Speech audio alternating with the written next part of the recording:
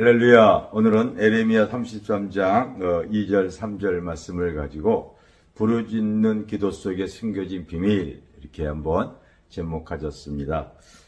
이를 행하시는 여호와, 그것을 만들며 성취하시는 여호와, 그의 이름을 여호와라 하는 이가 이와 같이 이르시더라. 너는 내게 부르짖으라. 내가 내게 응답하겠고 내가 알지 못하는 크고 비밀한 일을 내게 보이리라, 이 말씀입니다. 너는 내게 부르짖으라. 내가 내게 응답하겠고 크고 은밀한 일을 내가 내게 보이리라. 이것은 우리 2024년 1월 26일 금요 기도회 때 증거했던 말씀인데, 그 말씀의 내용이 기니까 오늘 우리 생수의 TV에 한 10분 정도로 요약을 해서 이 말씀을 증거하도록 하겠습니다. 부르짖음 기도 속에 숨겨진 비밀이 무엇이 있을까요? 우리의 기도에는 다 하나님께서 다 귀 기울여 주시고 계시겠지만, 특히 부르짖음의 속에는 그 하나님의 그 간절함을 보시고 하나님께서 역사하시는데, 제가 이렇게 볼 때 한 4가지 정도 큰 비밀이 들어가 있다, 저는 그렇게 어저께 설교를 했습니다. 첫째가, 하나님의 절실한 도움이 필요할 때 우리는 부르짖어야 된다, 제가 그렇게 말씀을 드렸습니다. 인생 살다 보면은요, 답답한 마음, 기가 막힌 상황, 참 앞뒤가 꽉 막혀 있는 이러한 일들이 우리의 삶 속에서 많이 생길 때가 있죠. 그럴 때 우리 믿음의 사람들은 하나님을 간절히 의지하고 부르짖어야 될 줄 믿습니다. 제가 이 사회생활을 막 시작할 때에 특별히 많이 배운 것도 없고, 집안이 넉넉한 것도 아니고, 내 자신이 똑똑한 것도 없었습니다. 그러니 이 사회에 내던지다시피 한 그러한 삶 속에서 어렸을 때부터 하나님을 믿었던 나에게 그런 마음이 오더라고요. 내가 이제 이 사회에서 살아가기 위해서 하나님의 도우심을 받아야 되겠다 해서, 그때 제가 이 젊은 시절 때는 그 순복음교회를 다녔어요. 그래서 파주에 있는 오살리 기도원에 가서 3일 금식하며 하나님께 간절히 기도했던 때가 기억이 납니다. 하나님, 나는 예수를 믿기 때문에 꼭 주일 성수하는 직장을 얻게 하여 주세요. 어떤 직장에 들어가도 술, 담배 하지 않는 그러한 직장을 얻게 하여 주시고, 나의 믿음 생활, 나의 영성 생활이 흐트러지지 않는 좋은 곳으로서 하나님 허락하여 주시옵소서. 내가 사회에 무슨 일이라도 해야 되기 때문에 하나님의 도움을 받기 위해서, 누가 시켜서 한 것도 아닙니다. 부모가 기도원에 가라고 한 것도 아니었어요. 제 스스로가 가서 3일 금식하며 그 기도실에서 하나님께 간절히 기도했던 때가 있었습니다.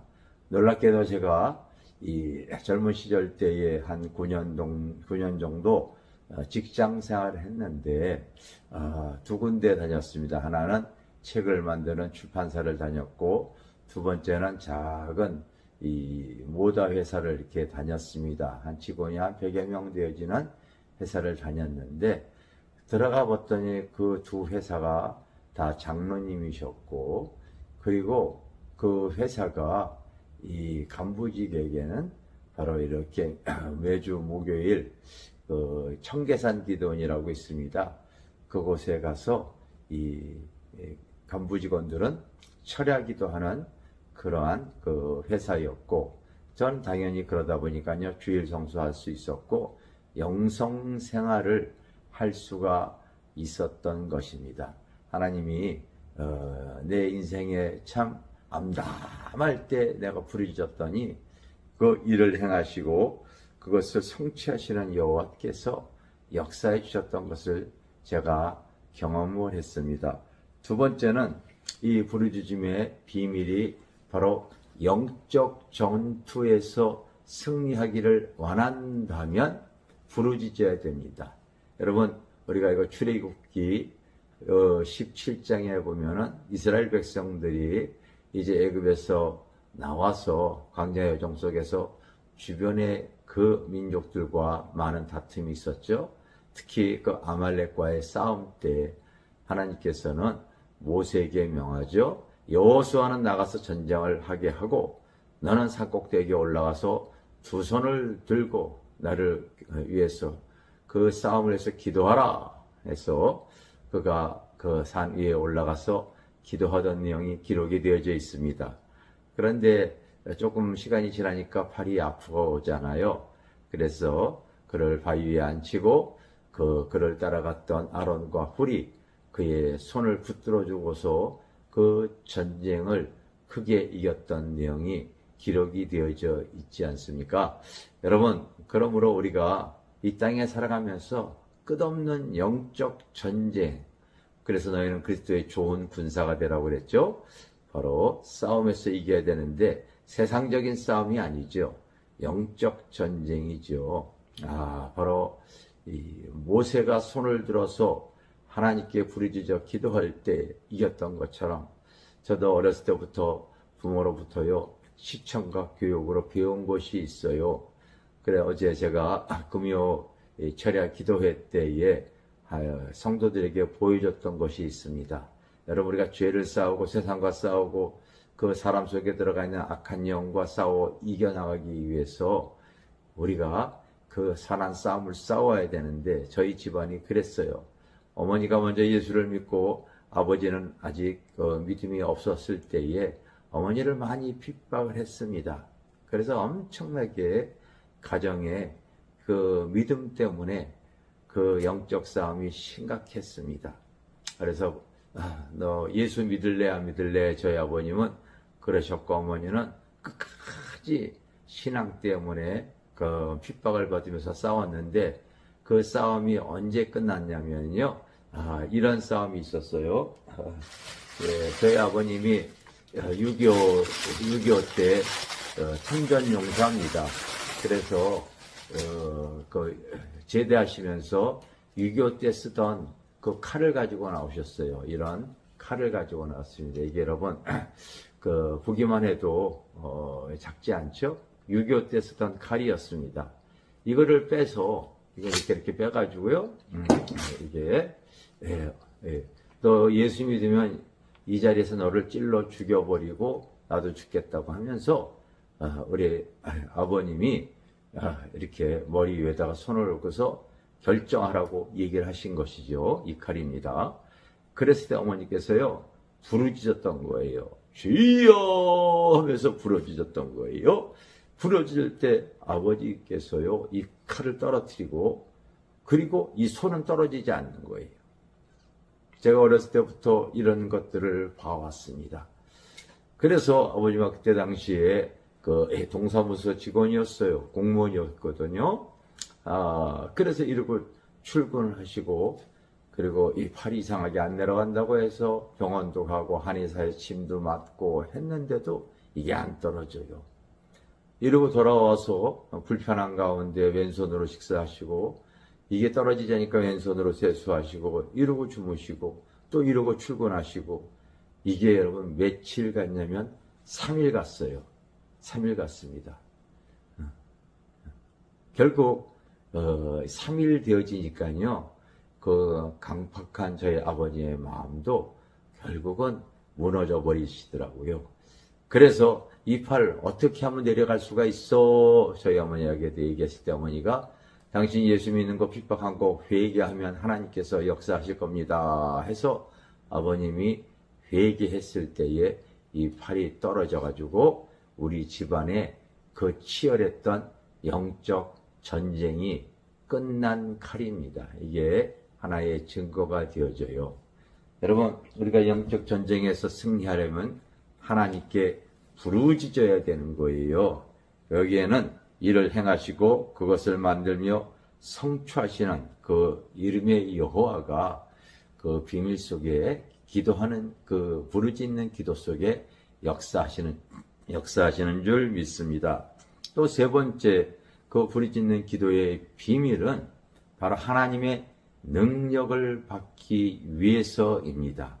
예전에 목회하시는 분들이 정말 언제가 목회에 성공하기를 원하고 하나님의 큰 은혜를 있기를 원한다면 산에 가서 바로 소나무 뿌리 하나 뽑아야 된다. 소나무 하나 뽑을 수 있도록 간절히 부르짖고 기도해야 된다. 이것이 정설이었어요. 저도 서울에는 여러분 삼각산이라고 기도의 산이 있었습니다.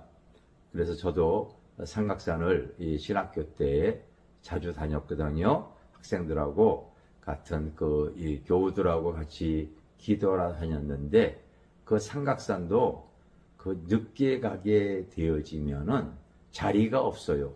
기도할 수 있는 좋은 자리는 벌써 많은 사람들이 어두워지기 전에 와서 자리 차지하고요. 열심히 부르짖고 기도하던 그 산이 삼각산이었고, 바로 한국교회에 그 산에 많은 기도원들이 사실 생긴 것도 부르짖음 속에서 많은 하나님의 능력을 입었던 분들이 많이 또 한국교회에 나와서 이 복음이 폭발적으로 성장할 때가 있었죠. 바로 우리가 부르짖을 때 하나님의 능력이 임한다는 거 기억하시기를 바랍니다. 마지막 하나, 네 번째로는요, 더 이상 죄로 인하여 하나님의 임재가 사라졌을 때 우리는 부르짖어야 합니다. 이스라엘의 초대 왕이 사울이었잖아요. 그가 하나님의 성령의 임재로서 하나님의 도우심으로 전쟁터에서도 계속 승리해 나가고 했습니다. 그런데 그가 자꾸 교만해져서 죄를 짓고 하나님 앞에 불순종하고 그리고 자기 마음대로 제사를 드리면서 나아가다 보니까요, 하나님께서 근심하시고 하나님의 성령이 거두어지고 말았지요. 그때부터 그는 두려웠습니다. 두려웠어요. 그래서 또 이웃나라가 쳐들어왔을 때에 바로 사울이 어떻게 행합니까?